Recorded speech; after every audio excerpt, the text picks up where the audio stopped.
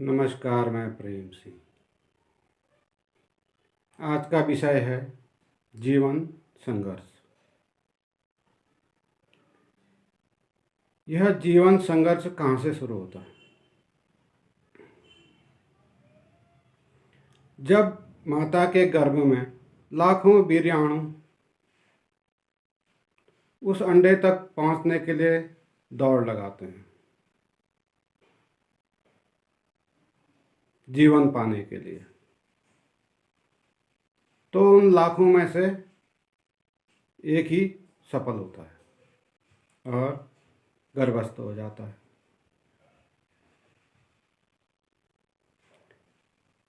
फिर 9 महीने माँ के गर्भ में जीवन पाता है, बड़ा होता है।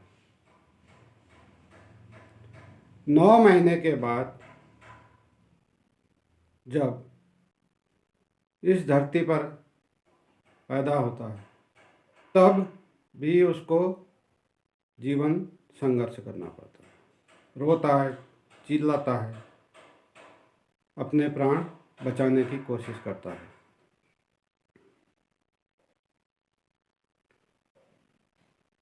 दौड़ तो पेट से ही शुरू हो जाती है, गर्भाशय से ही, गर्भ से ही शुरू हो जाती है।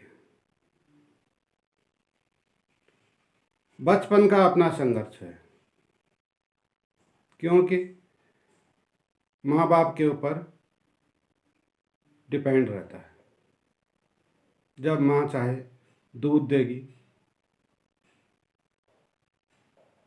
बच्चे को भूख लगेगी, चिल्लाएगा, रोएगा, माँ अपने कामों में व्यस्त रहेगी, पूरा समय नहीं दे पाएगी, तब भी संघर्ष है। उसके बाद कुछ बड़े होते हैं, जीवन क्षेत्र में फिर शिक्षा की दौड़। 25 साल स्कूल, कॉलेज, यूनिवर्सिटी, उसमें अपना संघर्ष है। शिक्षक और विद्यार्थी का संघर्ष है। 25 साल उसमें निकल जाते हैं। उसके बाद गृहस्थ में आता है, गृहस्थाश्रम में शादी ब्याह होती है। फिर पति पत्नी का संघर्ष है। पत्नी अपनी मालकियत चाहती है, पति अपना मालकियत चाहता है। तो सबसे ज़्यादा कलह पति पत्नी में ही पाया जाता है।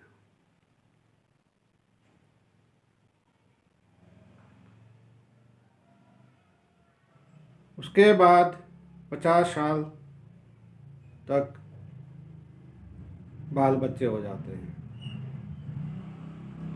उस बीच आजीविका भी कमानी है, बच्चे भी पालने हैं, उसमें भी संघर्ष है। मालिक मजदूर का संघर्ष है। नेता और अनुयायी का संघर्ष है। नेता अपनी चलाता है, अनुयायी अपनी चलाना चाहते हैं।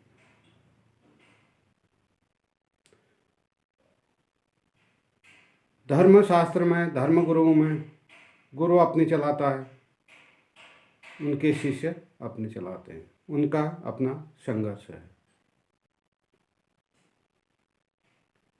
यूँ सारा जीवन संघर्ष में ही चला जाता है और संघर्ष भी अनिवार्य है। जो संघर्ष से हार जाता है वह पिछड़ जाता है। समाज उसी की प्रतिष्ठा, मान सम्मान करता है जो आगे रहता है, जिसकी जेब भरी हो, उसके सारे यार दोस्त होंगे। खाली जेब वाले के सारे साथी साथ छोड़ देंगे। तो मेरा कहने का ये मतलब है, ये आशय है कि यह जीवन संघर्ष क्यों है। जीवन तो सरल होना चाहिए, स्वाभाविक होना चाहिए। उसका मुख्य उद्देश्य, मुख्य कारण यह है कि हम अपनी मालकियत चाहते हैं।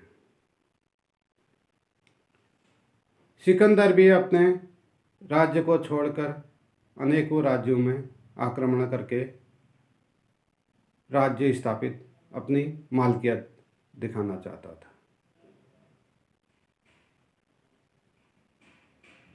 लेकिन आखिर में सिकंदर को भी हाथ खाली करके, अर्थी से बाहर करके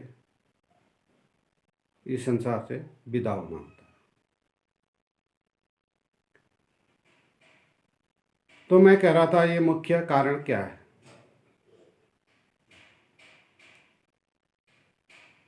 यह अस्तित्व अखंड है। यह पृथ्वी सूर्य का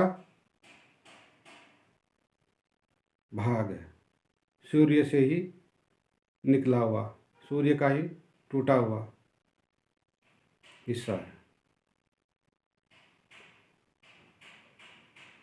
यह चंद्रमा भी सूर्य का ही हिस्सा है, सूर्य से ही निकला हुआ।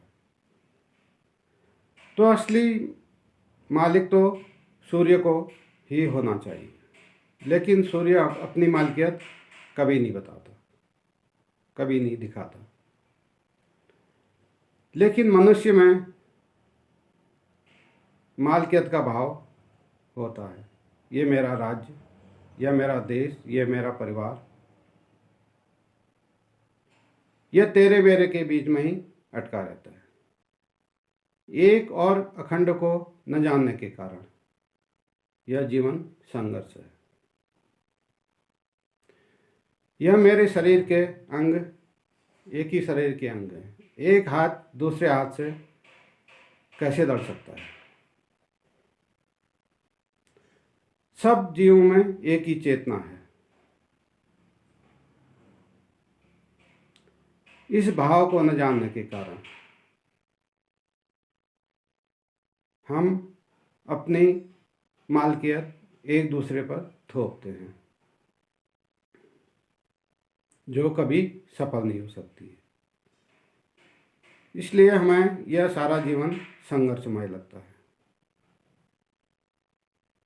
उसका एक ही कारण है कि एक और अखंड को न जानने से।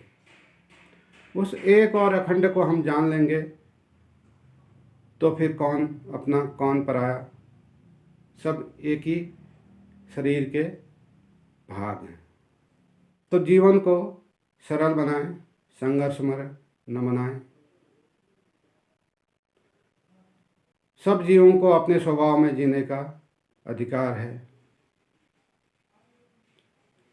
सब जीव एक ही प्राण, एक ही चेतना लेके आए हैं। सबका अपना अपना स्वभाव है। किसी के जीवन में हम बाधा न डालें, बाधा बनने का कारण न बने, तो ही इस जीवन का संघर्ष समाप्त हो सकता है। इस संसार का संघर्ष तो हम समाप्त नहीं कर सकते हैं, लेकिन अपने भाव, अपने विचार, अपने स्वभाव को जान के हम अपना जीवन संघर्ष से रहित कर सकते हैं। आज का विषय यहीं पर समाप्त करते हैं। नमस्कार।